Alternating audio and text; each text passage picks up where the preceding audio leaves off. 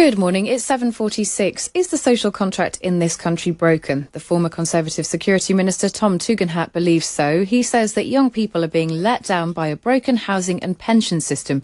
And he joins us now to discuss. Good morning. Morning, Kate. How are you? Really well, thank you. Great to have you with us on the programme this morning. It's a really interesting argument that you're making. Just explain to people who haven't read what you've written this morning what you mean when you say you think the social contract is broken. Well, the piece I wrote in the Financial Times is written to explain why it is that we've had no growth. And you can look at the stats on this. It's pretty clear.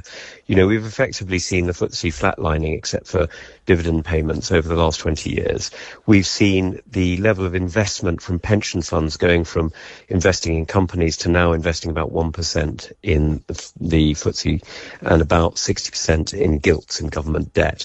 And effectively what we've seen is we've seen a transfer of wealth from the living economy, that economy that hires people, that starts businesses, that sees innovation, into the debt economy, into debt, into bricks, and so on.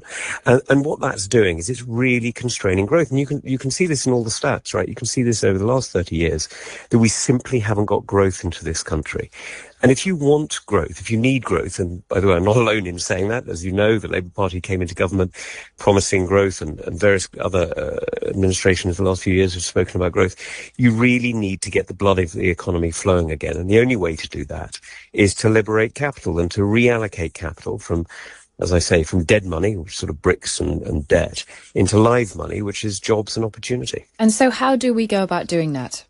Well, there's a whole range of things that you've got to think about. One of them is the way that we tax property and the way that we tax businesses. You know, why is it right, Kate, that if you've bought a house in London, the capital accumulation on that property is tax-free, but if you've hired people and started a business in Middlesbrough or Leeds or wherever it happens to be, then that is very heavily taxed. It doesn't really make sense. So we've got to look at how do you rebalance tax. It's not about taxing more or taxing less. It's how do you rebalance tax so that what you're actually doing is you're encouraging the golden goose, which is businesses, people, innovation, the knowledge economy, to keep laying the golden eggs rather than slaughtering the golden eggs and putting them under the mattress. And that's the challenge we've got. So what you are talking about, you're being quite careful there to talk about rebalancing taxation, but what the ultimate reality here is that for people who own property, as you say, money in bricks, which at the moment is not taxed adequately,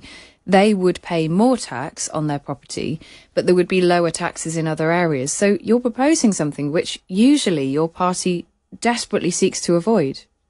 You're absolutely right. My party does seek to avoid, and you just need to look at the feedback I'm getting from various people to realise that why it is that people avoid that. I understand that. But the reality is we haven't had growth in 30 years. You know, we haven't got young people who believe that they have a stake in this economy because they don't have a stake in the housing economy. They don't have a stake in the pensions economy. They don't believe, I don't know whether they're right on this, but they don't believe that the government pension that has been promised to generations before them will be a reality for them.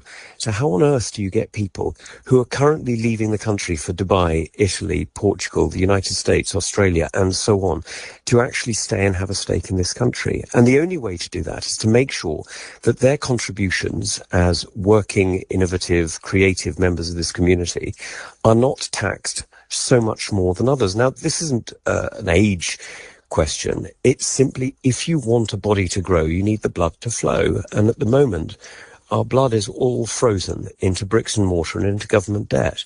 And we need to be realistic about that. Now, I understand how unpopular it is. And I don't pretend for a second that this is some sort of electoral winning strategy. Is it being considered by your party? Sorry to interrupt there, but just on that point. I'm afraid I've no idea. I haven't spoken to anybody in the party about it. Do you think they should? Look, I think everybody should consider this. We're talking about this outside Westminster. It's only in Westminster that nobody's talking about it. You know, I'm not the first person to have these ideas. You know, these ideas have been discussed widely outside Westminster.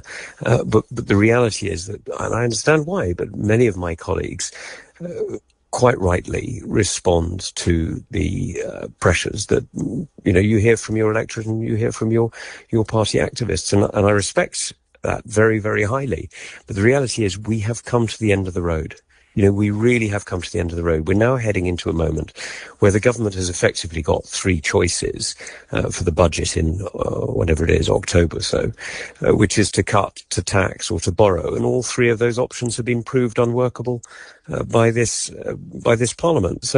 So what do you do, right? It's an enormous challenge. And if we don't get this right, it's not just young people who'll suffer. Older people will suffer too, because their pensions won't be paid, because you won't get the growth in the economy that allows us to pay for the health service and for the defence that we need, and simply will not allow the economy to prosper. So we really do need to be talking about how on earth do you get growth back? And this isn't about raising taxes, it's about changing taxes. You're shifting taxes from unproductive parts of the economy into productive parts of the economy so that people can actually have jobs and start businesses. In a word, politicians need to be a bit braver on this. Well, it's not going to surprise you to hear that I haven't had universal support online or in person. This is not the. Have your own colleagues rebuked you for it?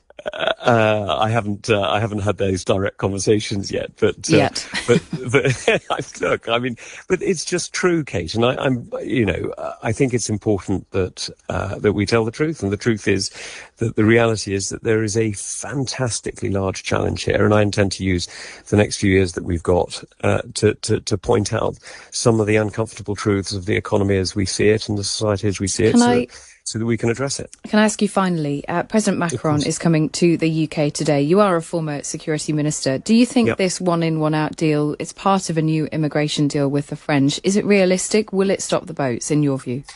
Look, first of all, I think the partnership with France is fantastically important. And I think the alliance that we've built up is second only to our alliance with the Five Eyes community. I mean, I don't think everybody always appreciates it, but, every British division has a French second in command. Every French division has a British second in command. British squadrons fly with French pilots and the other way around. British ships sail with French officers and the other way around.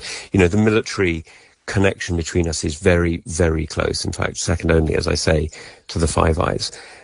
What we need to be doing is building up that security cooperation. One of the things I tried to do in office and worked on, but before I was somewhat interrupted by an election, was to build up that security cooperation. And if this pushes that forward, great. But the idea that one in, one out is going to somehow address a migrant crisis that is hitting the whole of Europe, I mean, I don't buy it.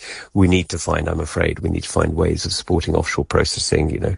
It's very difficult, but every country, Denmark, Sweden, other countries are doing it because there isn't really any other solution other than to demonstrate there's no possibility of staying illegally. Tom Tugendhat, many thanks for